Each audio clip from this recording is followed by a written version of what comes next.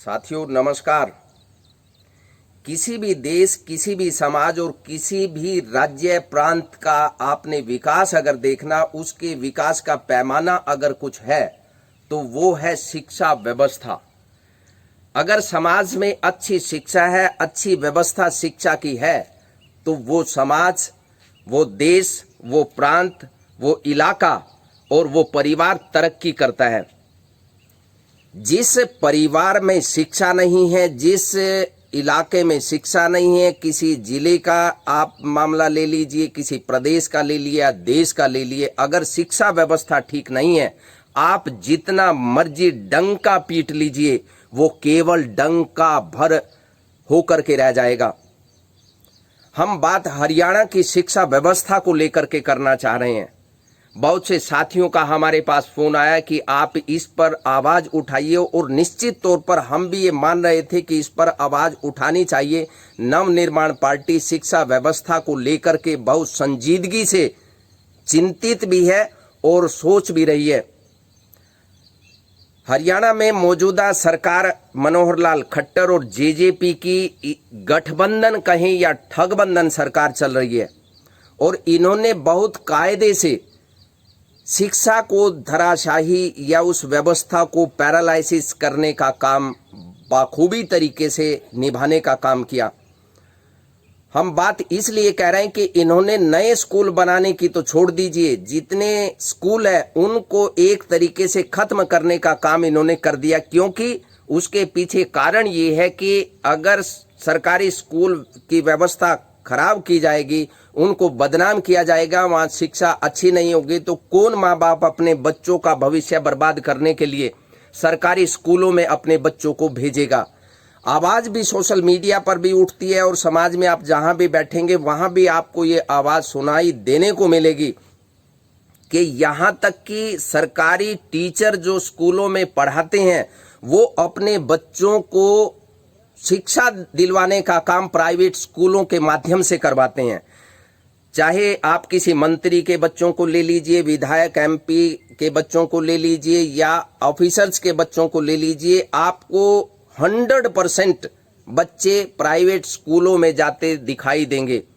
और उसके पीछे कारण ये है कि कोई भी माँ बाप नहीं चाहेगा कि उनके बच्चों का भविष्य बर्बाद हो, या वो एक ऐसी व्यवस्था के कुचक्र में फंस जाए जो सरकार ने बर्बाद करने का काम कर दिया है। मनोहर लाल खट्टर सरकार ने अपनी नाकामी की मोहर खुद लगा दी है। उन्होंने अपनी नाकामी के हस्ताक्षर खुद कर दिए हैं। ये बात हम इसलिए कह रहे हैं कि इन्होंने कुछ स्कूलों को सीबीएसई से एफिलिएट करवा दिया, सीबीएसई से जोड़ने का काम कर दिया। अब सबसे बड़ा सवाल ये उठता है कि जब हरियाणा में एक अलग से हरियाणा बोर्ड है, उससे हटा करके कुछ स्कूलों को सीबीएसई से जोड़ने का मतलब यह है कि आपने अपनी ही व्यवस्था को धत्ता बता दिया, उसको नाकारा साबित कर दिया। जरूरत तो इस बात की थी कि दूसरी स्टेट के लोग ये चाहते कि हरियाणा बोर्ड से हम अपने स्कूलों को एफिलिएशन दिलवाएं, लेकिन ये दिलवा किसकी रहे हैं? सीबीएसई से। इससे साफ जाहिर है कि ये ठीक से व्यवस्थित नहीं कर पा रहे हैं, या हरियाणा बोर्ड ठीक से चला नहीं पा रहे हैं। वही कारण है कि सीबीएसई से अपने स्कूलों को जोड़ने का काम कर रहे हैं। दूसरी बात, ये कहते हैं कि 13,500 कुछ बच्चे प्राइवेट स्कूल में एडमिशन ले सकते हैं, और इन्होंने एक नोटिफिकेशन भी जारी किया कि जिसकी आय 1,80,000 सालाना से कम है, उनके बच्चे एडमिशन ले सकते हैं प्राइवेट स्कूल में, बशर्ते कि वो पिछले सेशन में 2022 और 23 में सरकारी स्कूल में पढ़े हों। कमाल की व्यवस्था है, कमाल का घोषणा पत्र है कि हम प्राइवेट स्कूलों में कुछ चंद बच्चों को पढ़ाने की व्यवस्था करेंगे, या प्राइवेट स्कूल को मजबूर करेंगे कि वो इन बच्चों को, गरीब बच्चों को पढ़ाने का काम करें। हम जानना चाहते हैं मनोहर लाल खट्टर साहब आपसे कि क्या जितने भी सरकारी स्कूल हैं, क्या आप उनको चलाने में नाकाम हैं, या आपकी कोई काबिलियत नहीं है? केवल 13,000 बच्चों को प्राइवेट स्कूलों में आप समझ रहे हैं कि उनका भविष्य सुरक्षित होगा या अच्छी पढ़ाई वो कर पाएंगे? अगर प्राइवेट स्कूल में ही अच्छी पढ़ाई होती है तो सरकारी स्कूलों को बंद क्यों नहीं कर देते? दूसरी बात, आवाज ये उठती है कि सरकारी स्कूल के टीचर कोई लाख रुपए सैलरी ले रहा है, कोई 1.5 लाख सैलरी ले रहा है, कोई 80,000 सैलरी ले रहा है, लेकिन पढ़ाने का काम वो बिल्कुल नहीं करते।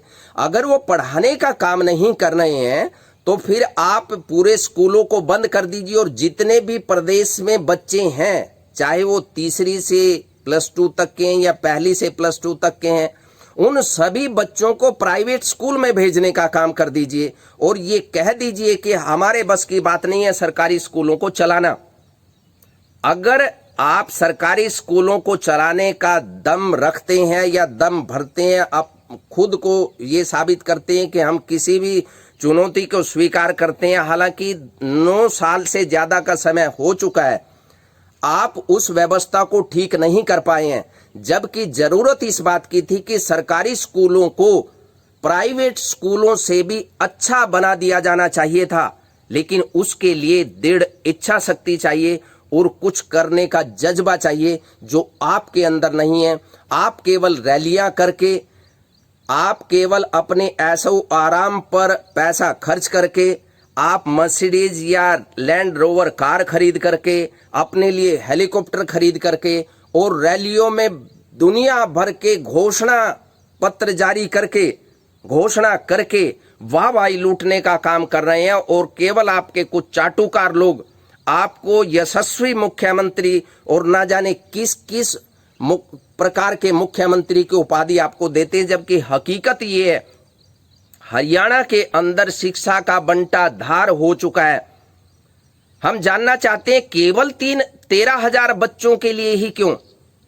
क्या इस प्रदेश में जितने भी स्टूडेंट्स हैं, चाहे वो छोटे हैं या +2 लेवल के हैं, क्या उनके लिए व्यवस्था वैसी नहीं होनी चाहिए? आप ये मानते हैं कि प्राइवेट स्कूल में अच्छी व्यवस्था है, तो क्या आप उनसे अच्छी व्यवस्था नहीं दे पा रहे हैं? और अगर आप नहीं दे पा रहे हैं तो फिर सभी बच्चों के भविष्य को सुरक्षित या उनके भविष्य को उज्जवल बनाने का निर्णय आपने क्यों नहीं लिया?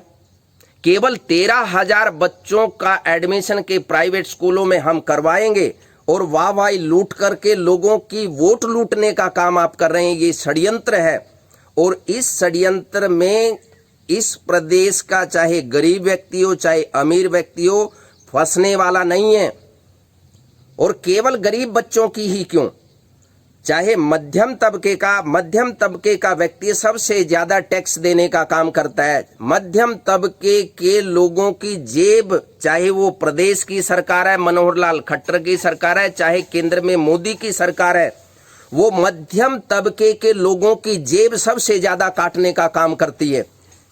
फिर क्या कारण है कि जो मध्यम तबके के लोग हैं उनके बच्चे नहीं है क्या उन बच्चों का भविष्य सुरक्षित नहीं होना चाहिए?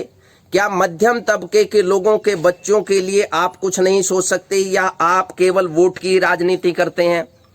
अच्छे स्कूल कायम करने का काम किया होता। सरकार के पास तो इंफ्रास्ट्रक्चर की कोई कमी नहीं है, सरकार के पास तो पैसे की कमी नहीं है। लोगों की जेब काटने के लिए आप अलग अलग व्यवस्था कायम करने का काम करते हैं। आप और लोगों की जेब काट लीजिए, चाहे वो तेल का मामला हो, गैस का मामला हो या अन्य जितने भी मद है उसमें आपने लोगों की जेब काटने का काम किया। लेकिन बात शिक्षा की है तो किसी भी स्कूल में आप जाकर के देख लीजिए, ना पीने का आपको पानी मिलेगा, ना वहाँ टॉयलेट अच्छी मिलेगी। और पढ़ाई की तो छोड़ दीजिए, सरकारी स्कूलों के टीचर्स को कहते हैं कि ये पढ़ाई नहीं करवाते, वो करवाएंगे कैसे? अगर सरकारी स्कूल के टीचर से दुनिया भर के अलग काम आप करवाने लगेंगे तो पढ़ाएंगे किस वक्त? और कितने स्कूल पूरे प्रदेश में हैं जहां केवल एक ही टीचर पहली से लेकर 5वीं तक के विद्यार्थियों को संभाल रहा है? एक टीचर अगर पहली से 5वीं तक या पहली से 8वीं तक के विद्यार्थियों को एक ही टीचर संभाल रहा है, यानी पूरे स्कूल के अंदर एक ही अध्यापक है और वो भी गेस्ट टीचर, तो फिर कौन भेजेगा अपने बच्चे को सरकारी स्कूल में उसका भविष्य बर्बाद करने के लिए? कोई भी माँ बाप नहीं चाहता कि वो 3,000 महीने की या 5,000 महीने की फीस दे करके अपनी जेब कटवा करके और दुनिया भर की अलग अलग दिनों की वर्दी खरीद करके वो अपना सुख चैन खत्म इसलिए करता है ताकि उसके बच्चे का भविष्य सुरक्षित हो पाए। वो प्राइवेट स्कूल में इसीलिए भेजता है। अगर सरकारी स्कूल ऐसे अच्छी व्यवस्था के तहत चलाए जाएं तो फिर कोई भी माँ बाप प्राइवेट स्कूल में क्यों भेजेगा? आप प्राइवेट स्कूल से अपना कंपटीशन क्यों नहीं करते? आप लोगों ने लोगों को इस तरीके से दिमागी तौर पर अपंग बना दिया कि वो सोचने और समझने की हिम्मत नहीं जुटा पाते। आपके खिलाफ बोलने की तो बात बहुत दूर की है। लोग चुपचाप प्राइवेट स्कूल में अपने बच्चों को भेजते हैं। दूर दराज के गांवों के बच्चे भी प्राइवेट स्कूल में पढ़ने को मजबूर है। कारण उसका यह है कि आपने वहां व्यवस्था ऐसी कर दी और कितने स्कूलों को तो आपने बंद करने का काम कर दिया। क्या वहां अच्छे स्कूल नहीं बन सकते? क्या मॉडल स्कूल नहीं बन सकते? आप चंडीगढ़ में जाकर के देख लीजिए, जहां सरकारी स्कूल मॉडल स्कूल हैं और वहां आसानी से एडमिशन नहीं होता और वहां लोग प्राइवेट स्कूल में अपने बच्चों को भेजना पसंद नहीं करते। हमारा सीधा सवाल है, केवल 13,000 बच्चों के लिए आपने प्राइवेट स्कूल में व्यवस्था क्यों की? क्या पूरे प्रदेश के बच्चों को उनको जो उनका अधिकार अच्छी शिक्षा प्राप्त करने का, क्या वो नहीं मिलना चाहिए? क्या ये आपकी नैतिक जिम्मेदारी नहीं है? क्या ये आपकी नैतिक जिम्मेदारी नहीं है कि जो स्कूल जहां एक टीचर या 2 टीचर बच्चों को पढ़ाने का काम कर रहे हैं वहां पूरा स्टाफ मौजूद हो? आप ये बताइए कि पूरे प्रदेश के अंदर कितनी वैकेंसीज खाली पड़ी हैं, कितने टीचर्स नहीं हैं? अगर टीचर्स नहीं होंगे तो शिक्षा बच्चों को देगा कौन? वैसे आपको शिक्षित समाज तो नहीं चाहिए, शिक्षित बच्चे तो आपको नहीं चाहिए, क्योंकि अगर बच्चे शिक्षित होंगे कल वो आपकी आंख में आंख डाल करके सवाल पूछने का काम करेंगे। और अगर माँ बाप शिक्षित होंगे तो आपसे, आपके प्रतिनिधि से, आपके MP MLA मंत्री से आंख में आंख डालकर सवाल करने का काम करेंगे कि हमारे बच्चों का भविष्य बर्बाद करने का आप काम क्यों कर रहे हैं। हमारा सीधा सवाल है खट्टर साहब आपसे कि आप सरकारी स्कूलों को बंद करने की बजाय, सरकारी स्कूलों का विकास करने की बजाय, वहां इंफ्रास्ट्रक्चर डेवलप करने की बजाय, टीचर्स की भर्ती करने की बजाय प्राइवेट स्कूलों की ओर रुख क्यों कर रहे हैं? क्यों आप पूरी व्यवस्था को खत्म करके प्राइवेटाइजेशन की ओर बढ़ रहे हैं? अब चुनावी दौर में दुनिया भर के वादे आप करेंगे, लेकिन आपके वादों के झांसे में लोग आने वाले नहीं है। निश्चित तौर पर आपको बाहर का रास्ता दिखाने का काम किया जाएगा। केवल 13,000 बच्चे ही क्यों, केवल 1,80,000 से कम इनकम वाले ही क्यों? बच्चों का भविष्य, चाहे वो गरीब व्यक्ति का बच्चा है चाहे अमीर व्यक्ति का बच्चा है, उसको भेदभाव के दायरे में क्यों डाला गया? शिक्षा व्यवस्था ऐसी कायम कीजिए, चाहे गरीब का बच्चा है, चाहे मध्यम तबके का, चाहे अमीर का बच्चा है, वो एक ही प्रकार की शिक्षा, एक ही वातावरण में शिक्षा ग्रहण करे। निश्चित तौर पर तब जो भेदभाव इस समाज में, देश में, प्रदेश में चल रहा है वो कम होगा या एक समय आएगा वो खत्म हो जाएगा। क्योंकि जब बच्चे एक ही माहौल में और बिना अमीरी गरीबी के वो एक ही माहौल में शिक्षा ग्रहण करेंगे, एक ही प्रकार की शिक्षा ग्रहण करेंगे, तो मेंटली लेवल जो विकास होता है वो बराबर का होगा और देश प्रगति करेगा, प्रदेश प्रगति करेगा, समाज और उसका परिवार प्रगति करेगा। लेकिन आपको तो केवल नारे बजाने वाले लोग चाहिए जो केवल आंख बंद करके जयकारा लगाएं। लोगों का रोजगार खत्म कर दिया फिर भी लोग कहते हैं मोदी मोदी मोदी, जो चाटुकार लोग हैं, और उनके झांसे में कुछ लोग आ जाते हैं। विकास के नाम के ऊपर आप बहस भी नहीं कर सकते, क्योंकि विकास आपने किया ही नहीं। पूरे प्रदेश की सड़कों का आप देख लीजिए हाल, पूरे प्रदेश की हॉस्पिटल्स या स्वास्थ्य व्यवस्था का आप देख लीजिए हाल। आप एजुकेशन का हाल देख लीजिए, बंटा धार कर दिया गया है। हमारी मांग है, नवनिर्माण पार्टी मांग करती है कि केवल 13,000 बच्चों के लिए ही क्यों, पूरे प्रदेश के बच्चों के लिए व्यवस्था कायम क्यों नहीं आप करते। हमारी मांग है सरकार से, आप सभी बच्चों के लिए ऐसी व्यवस्था कायम कीजिए कि लोगों की जेब भी ना कटे और उनके बच्चों को शिक्षा भी बहुत अच्छी मिले। आप नहीं कर सकते, हमें मालूम है। नवनिर्माण पार्टी पूरे डंके की चोट पर और पूरे जिम्मेदारी के तहत हम प्रदेश की जनता से वादा करते हैं कि नवनिर्माण पार्टी प्राइवेट स्कूलों से अच्छे स्कूल कायम करके देगी और लोगों के बच्चों को अच्छी शिक्षा मिले, इसकी गारंटी के तहत हम व्यवस्था करेंगे। क्योंकि सरकार के पास इंफ्रास्ट्रक्चर की कमी नहीं है, सरकार के पास पैसे की कमी नहीं है, सरकार के पास कमी है तो केवल विजन की, दृढ़ इच्छा शक्ति की। उसके लिए खपाना पड़ता है अपने आप को उसमें झोंकना पड़ता है, उसमें ऐसो आराम की जरूरत नहीं है। अगर आप कुछ करना चाहते हैं तो ये रैली करने के बजाय उस व्यवस्था को ठीक करने का काम कीजिए। मनोहर लाल खट्टर साहब, आपके दिन बहुत थोड़े से बचे हैं सत्ता के ऊपर।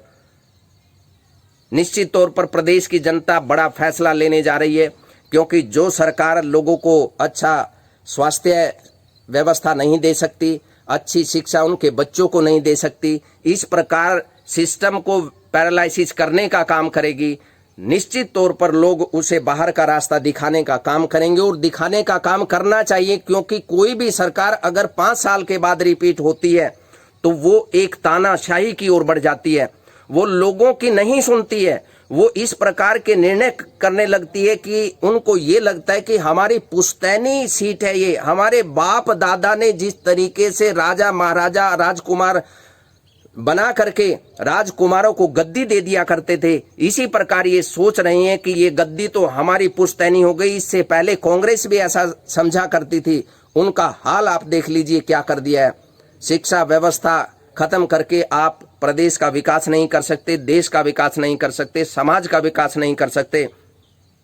व्यवस्था ऐसी कीजिए कि सभी बच्चे उस दायरे में आए, सभी बच्चों को अच्छी शिक्षा मिले, सभी बच्चों का भविष्य सुरक्षित हो और सभी माँ बाप, चाहे वो गरीब हैं, मध्यम तबके के या अमीर हैं, सबको ये लगे कि कोई भी परेशानी हमें नहीं है, ऐसी व्यवस्था कायम कर दी गई है। लेकिन ऐसी व्यवस्था मनोहर लाल खट्टर और जेजेपी की सरकार तो कम से कम नहीं करेगी, ऐसा हमें पूरा भरोसा है। लेकिन व्यवस्था आपके हाथ में, आप चाहें तो कर सकते हैं, लेकिन करेंगे नहीं, हमें पूरा यकीन है। नवनिर्माण पार्टी इस व्यवस्था को पूरी बुलंदी पर लेकर के जाएगी। ऐसी व्यवस्था का मतलब ये है कि हम प्राइवेट स्कूल से भी अच्छे स्कूल कायम करने का काम करेंगे, वो भी 5 साल के भीतर भीतर। केवल चंद स्कूलों को सीबीएसई से जोड़ने का काम करके आप ये नहीं कह सकते कि हमने शिक्षा व्यवस्था अच्छी कर दी। कुछ स्कूलों को मजबूर करके, प्राइवेट स्कूलों को मजबूर करके कि आप इस नियम के तहत प्राइवेट स्कूलों में, सरकारी स्कूलों के गरीब बच्चों को एडमिशन देना आपको पड़ेगा, डंडा चला करके आप मजबूर कर देंगे। लेकिन वहाँ जो बच्चे पढ़ाई कर रहे हैं, जो कई हजार रुपए फीस देकर पढ़ाई कर रहे हैं, उन्होंने क्या अपराध कर दिया आप ये बताइए? उन्होंने तो कोई अपराध नहीं किया। लोग तो अपने बच्चों को पढ़ाने के लिए अपने घर तक को गिरवी रख देते हैं, अपने आप को गिरवी रख देते हैं और 2 बच्चों की पढ़ाई अच्छे से नहीं करा पाते, क्योंकि प्राइवेट स्कूलों में इतनी भारी भरकम फीस है कि बड़े बड़े तुर्रम खा के सांस फूल जाते हैं। हम भी सरकारी स्कूल में पढ़े हैं और आप भी सरकारी स्कूल में पढ़े हैं। उस टाइम ऐसी व्यवस्था नहीं थी, जो व्यवस्था अब ध्वस्त कर दी गई है। कायम कीजिए ऐसी व्यवस्था। नवनिर्माण पार्टी देश और प्रदेश के बच्चों के भविष्य के मंगलमय जीवन की कामना करती है और हम उम्मीद करते हैं कि हर माँ बाप इसे संजीदगी से विचार करेगा। जिस प्रकार से लोगों की जेब कटवाने का काम ये प्रदेश की सरकार और देश की सरकार कर रही है, उस पर चिंतन मंथन कीजिए और उन लोगों को लेकर के आइए सत्ता के ऊपर जो आपके भविष्य और आपके बच्चों के भविष्य के साथ खिलवाड़ ना करे, आपकी जेब काटने का काम ना करे और आप जो टैक्स के रूप में पैसा दे रहे हैं वो सही मदों में लगे, एजुकेशन पर लगे, स्वास्थ्य व्यवस्था पर लगे, सड़कों पर लगे, और व्यवस्था कायम करने में लगे। हम आपके मंगलमय जीवन की कामना करते हैं। बहुत बहुत धन्यवाद। नमस्कार। जय हिंद, जय भारत, जय हरियाणा।